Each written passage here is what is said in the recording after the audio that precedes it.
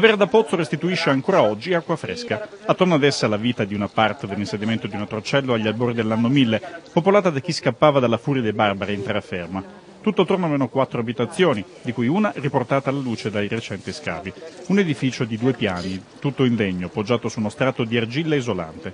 Sotto c'era il magazzino per le attività artigianali, sopra viveva la famiglia. Uno studio non solo sulle cosiddette pietre, ma anche alla ricerca delle condizioni sociali. Rappresenta esattamente questo momento di passaggio tra un mondo antico, tardo-antico, rappresentato dall'impero romano, per dirlo in sintesi, e il mondo degli stati europei in formazione. E rappresenta il vettore commerciale per questi stati europei nascenti. Studiarla significa capire meglio l'Europa a scala grande, quindi non solo le nostre lagune. Era un'isola senza strade. Dalle case si raggiungeva anche la vicina basilica con le imbarcazioni ormeggiate nei rii che intersecavano Torcello.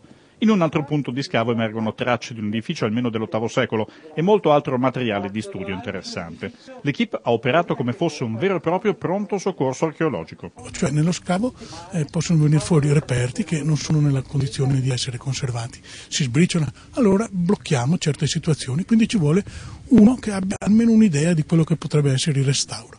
Il secondo punto era di avere più notizie possibili. Allora ci sono degli specialisti della ceramica, degli specialisti del vetro, dei metalli, ma forse in uno scavo ci sono anche molti altri segnali, no? Il seme, il pezzettino di legno, l'osso, che ci danno ulteriori notizie.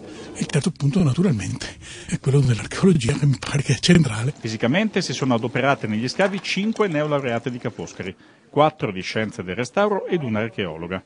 Stagiste semestrali da 350 euro al mese, che tra l'altro devono ancora vedere, ma con una passione trascinante. È stato interessante anche perché io comunque provenivo da una preparazione sul restauro dei materiali così, quindi mi sono immersa anche in questa attività di archeologia. Quanto trovato in questi 4 mesi lascerà una traccia scientifica su una pubblicazione e una divulgativa su un secondo libro.